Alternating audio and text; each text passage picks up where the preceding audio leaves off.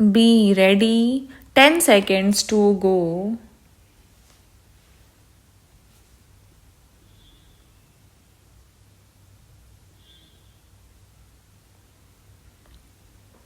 Start. The ministry has taken care to foster regional languages. For that purpose, it has spent certain amounts, but with that meager amount, they cannot expect to develop all the regional languages which are recognized in our constitution. Then there are certain languages which are not recognized but which are rich. Some amount should be spent for their development also. The Sahitya Academy is a national academy of letters. It has to work for all the Indian languages. In addition, they have to do work in Tibetan and other foreign languages also. But the total allocation for that institution is around about rupees 20 lakhs only, and out of that 80% or something like that is spent on establishment. Then what remains for the development of the languages or to take up projects for the development of the regional languages. Therefore, I would urge upon the minister to take a special note of it. If he is really desirous that the regional languages should be developed and give assistance and encouragement to the voluntary organizations and more particularly to the Sahitya Academy.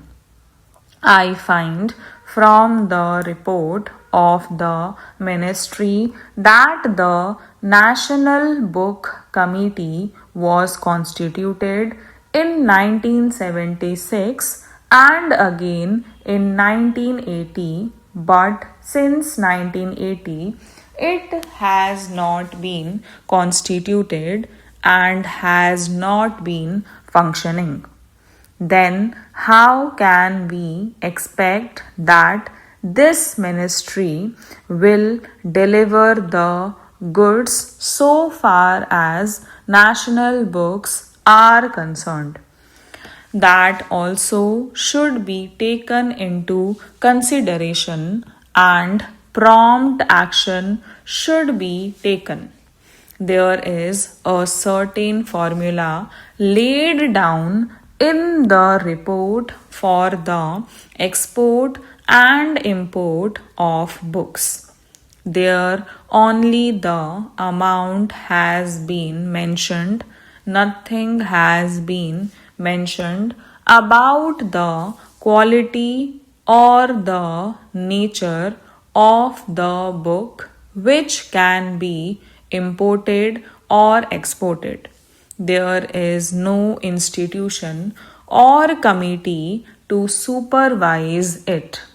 It is left to the Commerce Ministry, and the Commerce Ministry does it in a commercial way, but everybody knows that books imported in a commercial way cannot serve the cause of education and enrich knowledge. There are manuscripts lying all over the country. There is a saying in respect of Greek that what has been published in a language is only 1/10 of what exists. So far as Sanskrit and other regional languages are concerned, what has been published is only 1/20th of the manuscripts lying all over the country. So far as education is concerned, we are entering a new phase. Our Prime Minister has declared the new education program, which has been accepted by the nation and is being implemented in various spheres.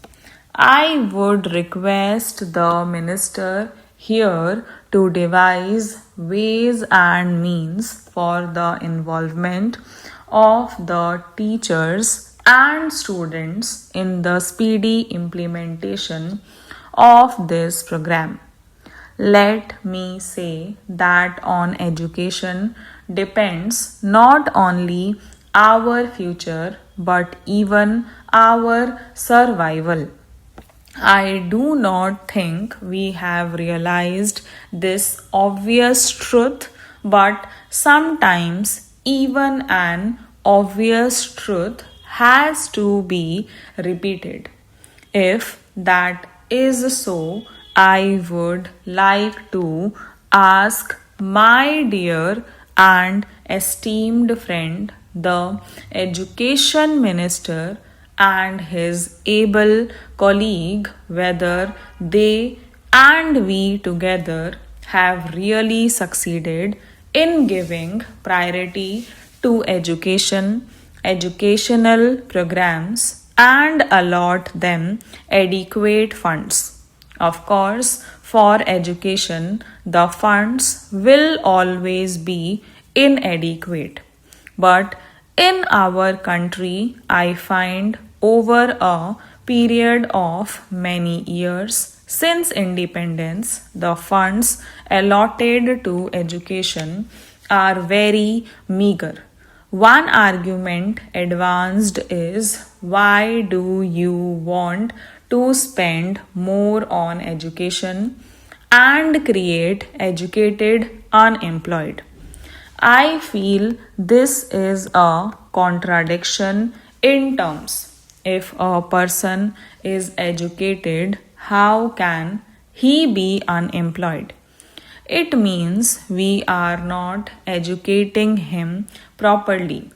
A truly educated man will always be employed.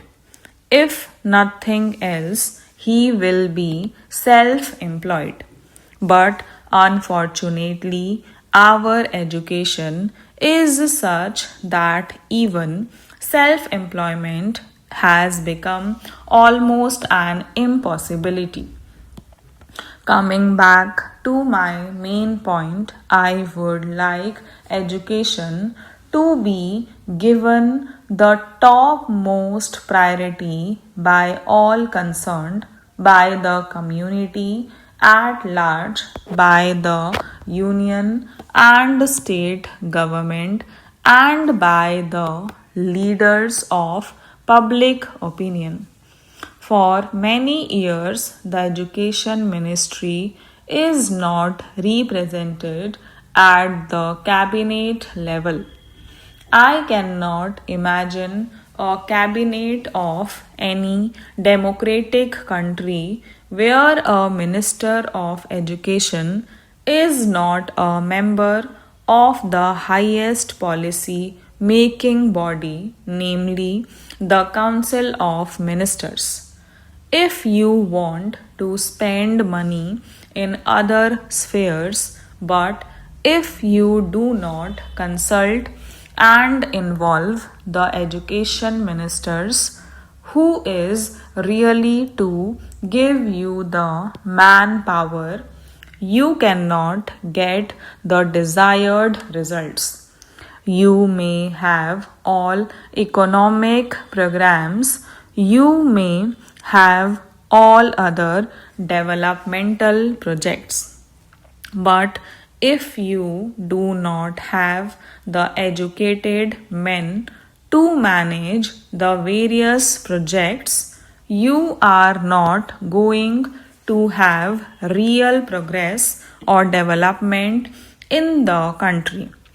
Therefore, I feel that as long as the education minister is not a member of the cabinet and he is not a part of the council of ministers, I do not think any effort at discussing these points in this august house will be of much significance. Stop